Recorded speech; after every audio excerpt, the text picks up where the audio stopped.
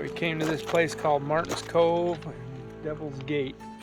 Devil's Gate's that cool looking notch in the rock over there.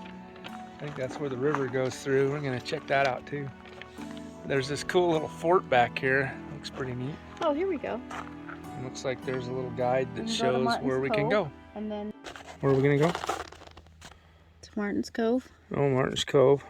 That's and then Devil's Gate. 4.5 mile round trip, and then Devil's Gate. We can do them both from right here. Perfect. Sweet. All right, Easter Sunday. We found our way to the Church of Jesus Christ Latter-day Saints Handcart Company Historical Site. We're gonna go hike up Martin's Cove Trail. It'd be fun to do on a Easter Sunday, so pretty cool. Walk down and check out this cool building. So it looks like this is Fort Seminoe. The trading post, maybe? Fort Seminoe. They Looks were like ordered we can to vacate in 1956 because of hostilities. Huh. Let's go check it out. So there's this building over there called the Trek Center. Church youth groups can come here and preach. Oh wow, check that out. Those geese? No, they're not even. What are those? I don't know. They're not geese. What the heck?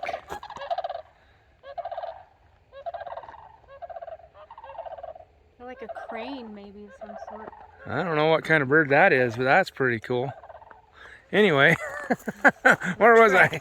Trek. Yeah, they come here and they can. Mormon youth groups. The Mormon youth groups can come here with their little hand carts, and they Pioneer can pretend like they're back in the day pulling their hand carts with all their personal belongings down the trail.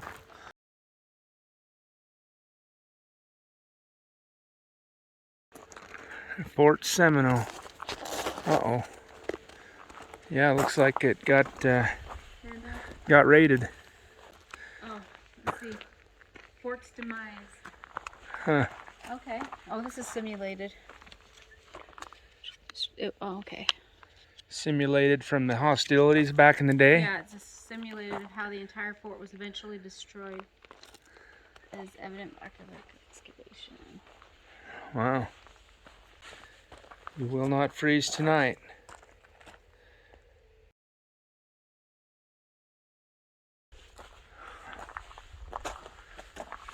Wow, look at those old bridles and stuff. Holy cow. Oh gosh, I cannot even imagine. Huh. Oh, that building's stuff full of stuff. Look at that. Oh yeah.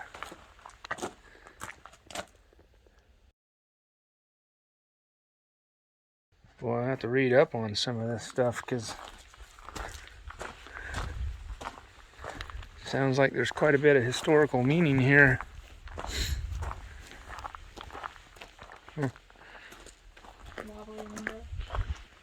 These old buildings are really cool.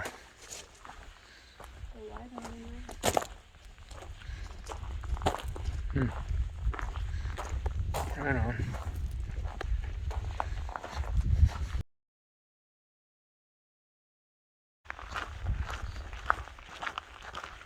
So this is where the handcart company got held up in the winter. We got up start off to a late start. Is that what you're saying? Late start, early winter, bad combination. Okay. There were 1,000 in the company. I don't know how many survived. A tragic story. And they were in a handcart, so they didn't have wagons. No wagons. Pushing everything by hand like a wheelbarrow. Yep. Crazy. Tough times back then. Here's a map of where we're at. We're gonna hike down to Martin's Cove. And then when we come back, we'll hike the other way over to Devil's Gate. Here's Vale Crossing, the rescue of 1856. This is a pretty nice bridge right here. Pretty sure they didn't have this. And the water, I don't know, still looks like 2-3 feet deep. Yeah. Maybe more in the middle there. Huh.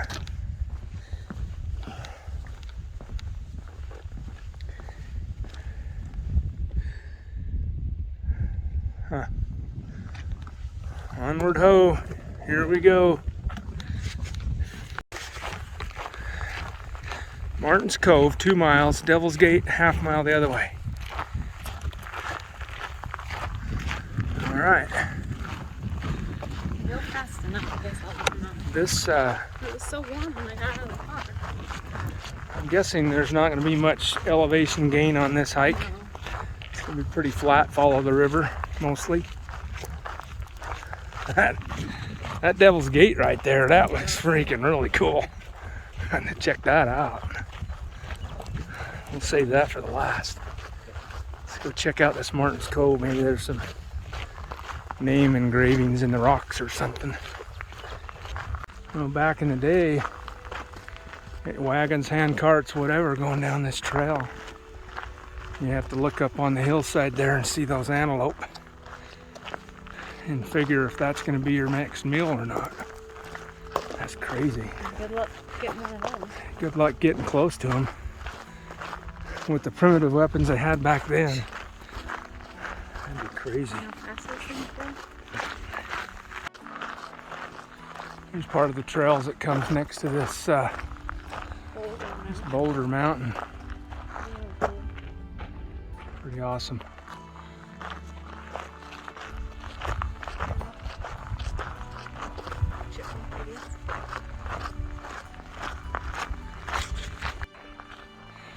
Check out that eagle. Come back.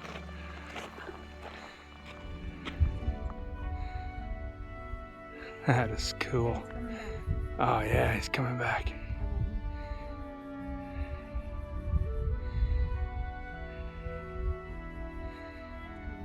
Wow.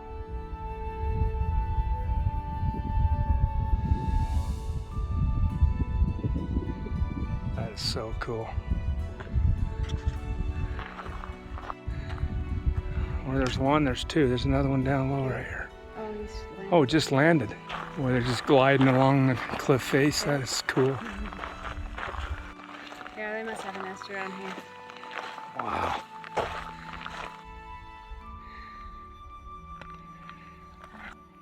Yeah, they got easily a 5-foot span. Seeking shelter from the storm. So Martin's Cove provided shelter from the exposed weather around them, helping them survive. During the break, they abandoned most of their carts, moved westward up the trail. All right, we're now entering the Martin's Cove Trail. And there's a warning there of watch out for rattlesnakes. I wondered that myself. Confirmed. Be careful. This would be miserable to do during the summertime too. Yeah. So this little cove up in here provided shelter from the weather. It's pretty cool. I don't know how long they were up here. And there's another view of the notch or split rock. So split rock right out there. It's about 30 miles. 3 days wagon ride to get there. It only took us about 20 minutes in a truck, but 3 days wagon ride.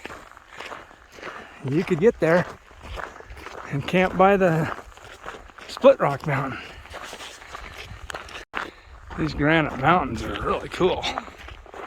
Crazy, like solid granite. I mean, It's like there's no dirt trail or nothing, it's just a big rock. yep.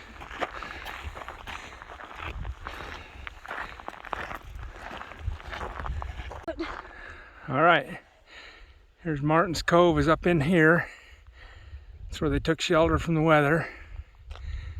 And Mormon, Oregon, California trails head off through that valley towards Notch Mountain out there, or Split Rock Mountain. That's what they use for navigation. Well, there's no shortness of heat right now. My goodness, it's hot. It's very warm. Dang. Let's see what the temperature I've already shed my layers down to just a t-shirt. Yeah, 64 degrees. 64 degrees. May seem cold to some, but man, we're smoldering.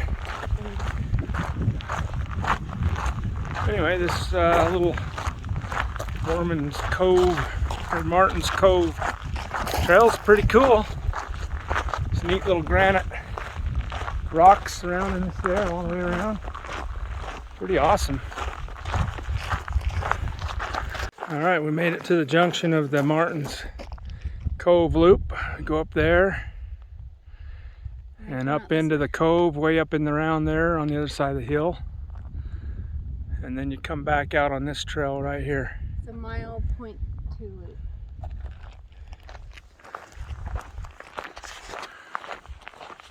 Alright, that was a pretty good hill. I don't know that I'd be wanting to pull a wagon or a cart up that. Yeah, I'm just carrying a backpack and I'm huffing. My goodness. That's kind of what they had to do right there. Yep. Oh gosh. That is crazy. Couldn't even imagine. In the snow, blizzard, cold, no trail. Making your own trail over sagebrush. My goodness. You know, one thing I've noticed immediately once we got up in this area here is there's no wind. Mm-hmm. So I'll bet this, you know, your Granite Mountain on this side, got this nice big little dirt hill here, up this little canyon right here, gave you some pretty good shelter from the elements. But still being stranded up there with minimal provisions and shelter for 5 days in bad weather. Man, that's rough. There's a couple of mule deer laying there. Just laying right there in the... Just checking us out. Oh, there's even another one over here I didn't even see. Oh, yeah. Right there. They're just hanging out. They know where the shelter is. Yep. Huh.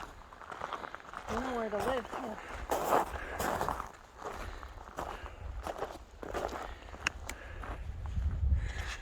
Yeah, that's pretty cool. They're not bothered by us at all either.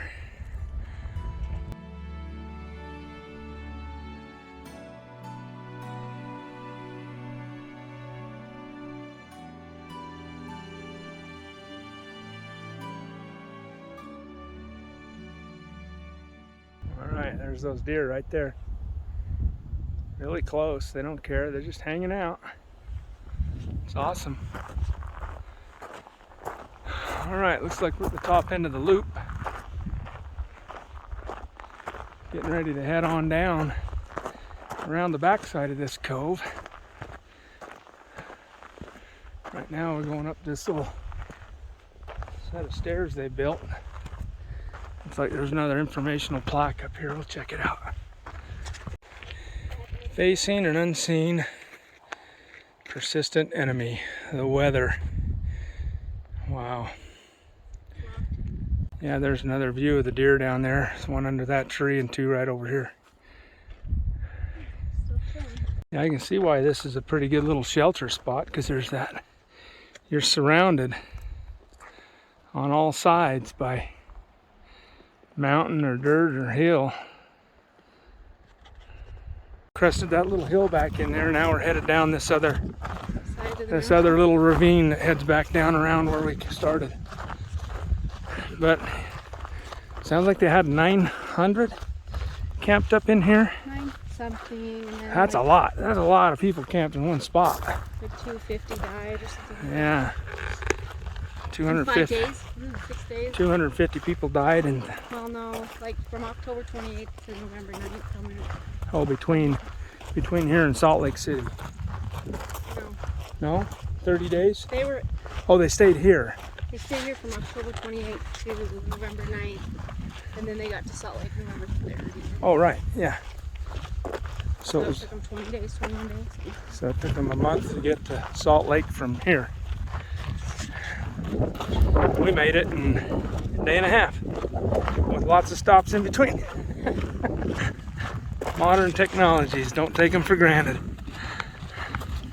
With the death toll rising daily, it became crucial for the immigrants and their rescuers to start for the Salt Lake Valley as soon as possible.